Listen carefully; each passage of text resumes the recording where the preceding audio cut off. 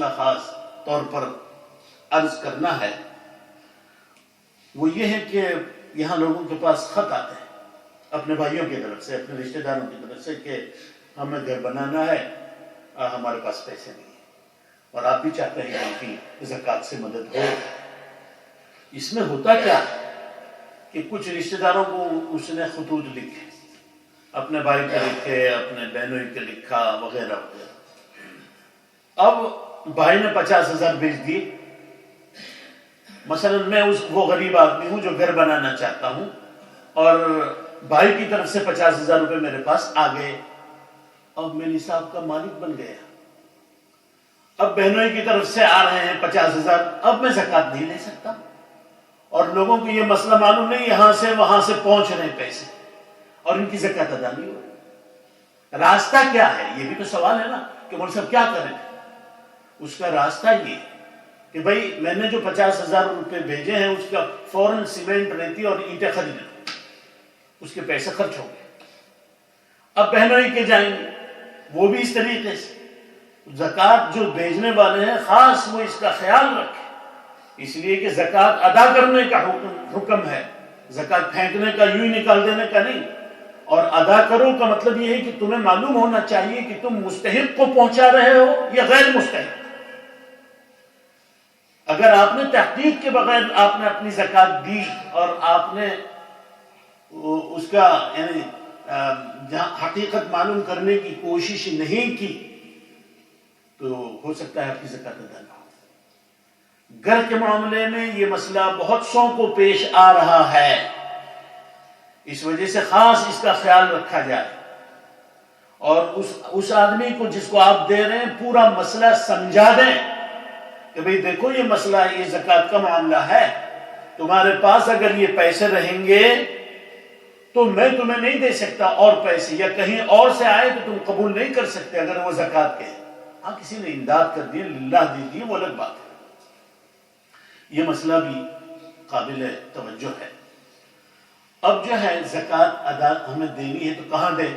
جو مصارف شریعت نے ہمیں بتائے ہیں ان مصارف میں خرچ کریں، جو زکوٰۃ کا مستحق ہو اسے دیں۔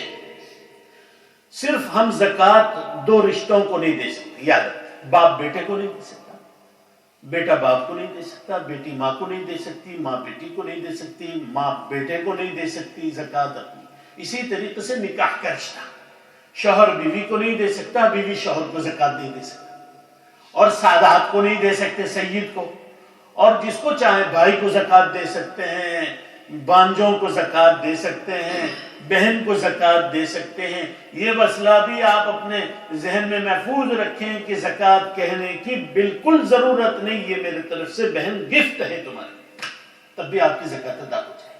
نواسا نانے کو زکوٰۃ دے سکتا ہے؟ نواسا نہ نہ نانے کو زکوٰۃ دے سکتا ہے؟ نہ، وہ اس وقت مجھے ذہن میں نہیں ہے یہ کہ یہ رشتہ کہاں تک جاتا ہے، اس لیے کہ میرا پڑ پوتا ہو اور اس سے آگے ہو، لیکن بظاہر ایسا لگتا ہے کہ نہیں دینی چاہیے، اسی سے نکلا ہوا ہے، ولادت وہ رشتہ ہے، ولادت جو ہے وہ چل رہا ہے، پھر بھی اس کی تحقیق کر لیں گے انشاءاللہ۔ تو یہ مسئلہ بھی خاص لوگ، اچھا ایک اور غلط فہمی عام طور پر، بیوہ کا نام آیا تو سمجھتے ہیں اس کو زکوٰۃ دو۔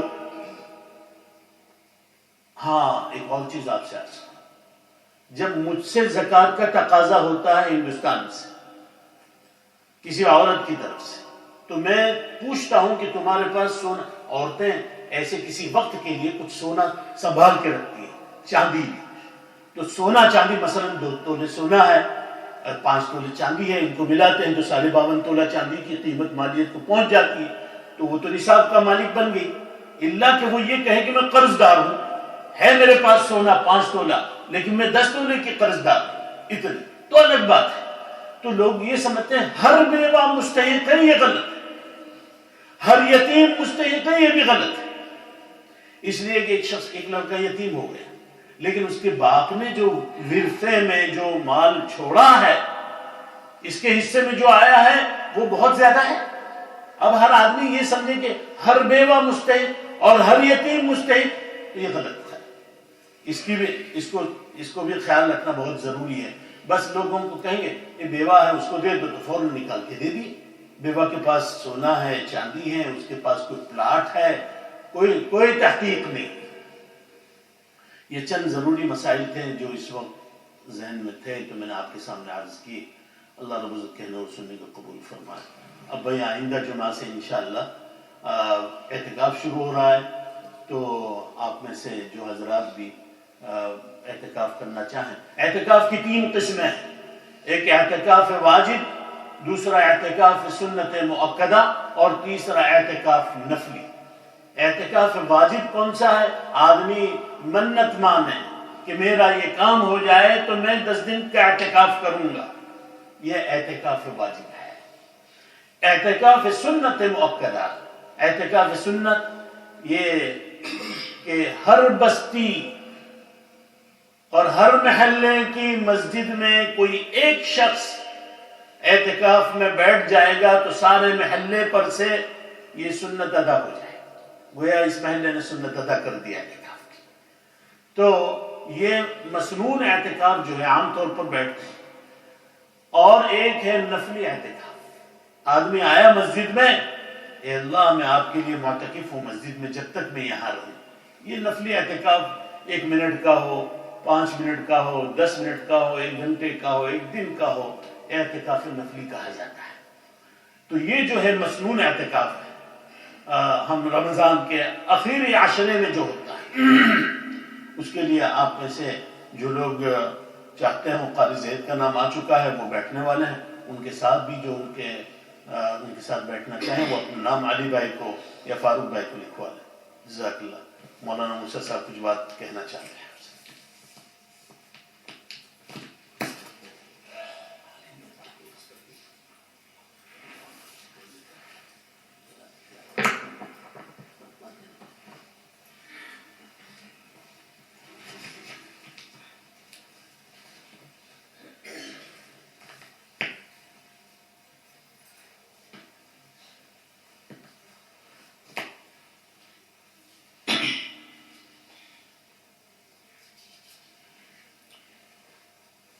ٹائم بہت کم ہے، انشاءاللہ 4-5 منٹ کے اندر بات ختم کرتا ہوں۔ نحمدہ و نصلی علی رسول الکریم، اما بعد، فاعوذ باللہ من الشیطان الرجیم، بسم اللہ الرحمن الرحیم۔ انما یعمر مساجد اللہ من آمن باللہ والیوم الآخر واقام الصلاۃ وآتى الزکاۃ ولم یخش الا اللہ فعسى اولئک ان یکونوا من المہتدین۔ قال النبی صلی اللہ علیہ وسلم: من بنا للہ مسجدا بنى اللہ لہ بیتا فی الجنہ، او کما قال علیہ الصلوۃ والسلام۔ محترم سامعین کرام، میں آپ کے سامنے یہ بات عرض کروں کہ مسجد کا مقام کیا ہے، اس کی کیا حیثیت ہے۔ حضور پاک صلی اللہ علیہ وسلم نے فرمایا کہ جس نے اللہ کی رضا کے لیے، اللہ کی خوشنودی کے لیے مسجد بنائی تو اللہ اس کے لیے جنت کے اندر گھر بنائیں گے۔ تو دنیا کے اندر اللہ کا گھر بنانا گویا آخرت میں اپنے لیے گھر بنانا ہے، اتنی بڑی فضیلت ہے۔ پہلے یہ وعدے کر دوں کہ مسجد کا مقام کیا ہے، مسجد کی حیثیت کیا ہے، اس کی اہمیت کیا ہے۔ جب یہ آپ کو معلوم ہو جائے گا کہ اللہ اور اس کے رسول کی نظر میں مسجد کا مرتبہ کیا ہے، تو پھر انشاءاللہ مسجد کا آباد کرنا، مسجد کے لیے فکر کرنا یہ ہمارے لیے آسان ہو جائے گا۔ مسجد کے بارے میں آتا ہے کہ مسجد وہ مقدس جگہ ہے جہاں خدائے وحدہ لا شریک لہ کی عبادت کی جاتی ہے، اس کی یاد کی جاتی ہے۔ زمین کے جو سب سے مبارک حصے ہیں، سب سے اچھے حصے ہیں، سب سے قیمتی حصے ہیں، وہ مسجدوں کے نام سے جانے جاتے ہیں۔ چنانچہ ایک حدیث میں آتا ہے، عن ابی ہریرہ رضی اللہ عنہ قال قال رسول اللہ صلی اللہ علیہ وسلم: احب البلاد الی اللہ مساجدها وابغض البلاد الی اللہ اسواقها۔ حضرت ابو ہریرہ رضی اللہ عنہ فرماتے ہیں کہ حضور پاک صلی اللہ علیہ وسلم نے فرمایا کہ شہروں میں اللہ کے نزدیک سب سے پسندیدہ جگہ وہاں کی مسجدیں ہیں، اور شہروں میں سب سے ناپسندیدہ جگہ وہاں کے بازار ہیں۔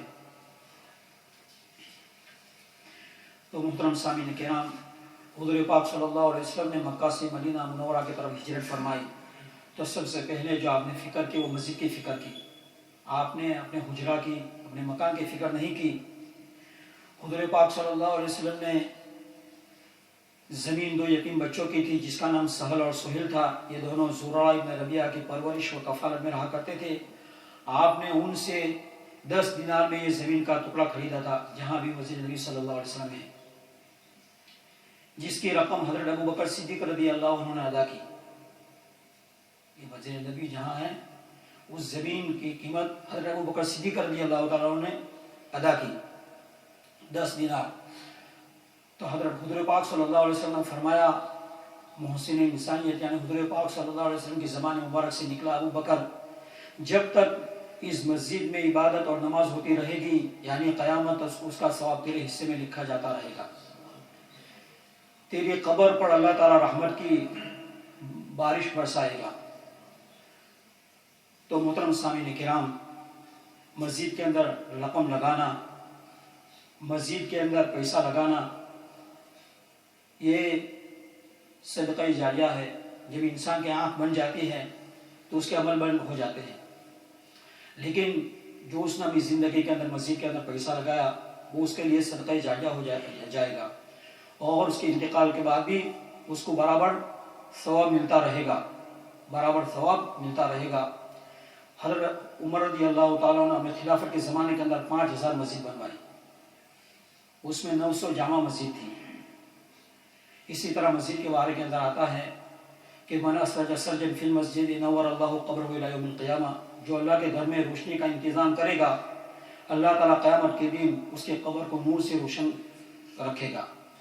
من القى حسینا فی المسجد کسا لہ، جو شخص مسجد میں چٹائی اور قالین کا انتظام کرے گا خدا تعالیٰ اس کو اپنے ہاتھوں سے جنت کا سبزہ لباس پہنائیں گے. تو محترم سامعین کرام، اتنی بڑی فضیلت ہے اللہ کے گھر کے اندر مال خرچ کرنے کی. اللہ کا گھر بنانا، اللہ کے گھر کے اندر مال خرچہ کرنا، اس کی اتنی بڑی فضیلت آپ کے سامنے آ گئی تو اب اس کے اوپر عمل کرنا بھی آسان ہو جائے گا. یہ ہماری مسجد خلیل ہے، ماشاءاللہ یہ ہمارے مولانا کی جد و جہد اور محنت سے یہ بنی ہے، اور ہم خوش نصیب ہے کہ ہمیں ان کا سایہ بھی نصیب ہے کہ ہمارے درمیان یعنی لستر کے اندر جو بڑی بڑی ہستیاں ہیں ان کے اندر ماشاءاللہ مولانا کا بھی شمار ہوتا ہے. ہمارے لیے قابل فخر بات ہے. تو یہ سب فضیلت آپ کے سامنے آ گئی تو آپ کے لیے آسان ہو جائے گا عمل کرنا. یہ رمضان کا مہینہ ہے، ہماری مسجد خلیل کے بھی کچھ اخراجات ہیں، ان کی بھی ضروریات ہیں. تو اگر یہ ہمارے جو سارے ساتھی ہیں ان کی تھوڑی سی توجہ ہوگی تو ہماری ضروریات کے لیے یہ کافی ہو جائے گا، اور مسجد کی ضروریات سہولت اور آسانی کے ساتھ پوری ہو جائے گی. ایسے میں رمضان کے مہینے کے اندر بڑی فضیلت ہے. ابھی یہ نیکیوں کا موسم ہے، ابھی پرائز بھی بہت ہے. 1 پاؤن آپ دیں گے تو 70 تک، بلکہ جیسا جتنا اخلاص ہوگا اور بڑھ جائے گا. جب رمضان ختم ہو گئی تو یہ پھر پرائز آپ کو نہیں ملے گی. تو یہ نیکیوں کا موسم ہے تو تھوڑی توجہ رکھے، اور یعنی مسجد کی امداد کی آپ فکر کریں. آپ کی تھوڑی سی توجہ ہوگی تو اس کی بہت ضروریات کے لیے کافی ہو جائے گی. حدیث شریف کے اندر آتا ہے السخی قریب من اللہ قریب من الناس قریب من الجنہ، کہ سخی جو ہے اللہ سے قریب، لوگوں سے قریب، جنت سے قریب اور جہنم سے دور. اتنی بڑی فضیلت ہے. جیسے مولانا نے اس دن بیان کے اندر فرمایا کہ رمضان کے مہینے کے اندر حضور پاک صلی اللہ علیہ وسلم کی سخاوت کی یہ حالت ہوتی ہے جیسے تیز آندھی چلتی ہے. تیز آندھی کیسے چلتی ہے، کتنی اسپیڈ کے اوپر چلتی ہے، تو حضور پاک صلی اللہ علیہ وسلم کی سخاوت کی یہ حالت ہوتی تھی.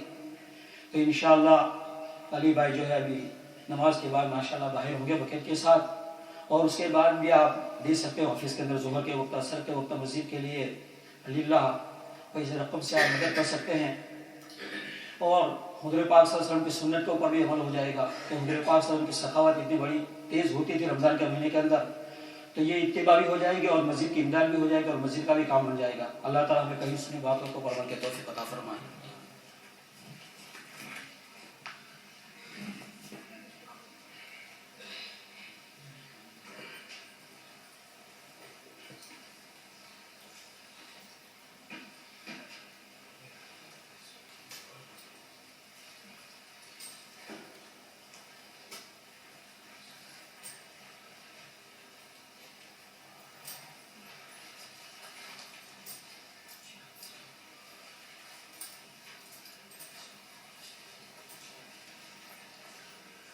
Allah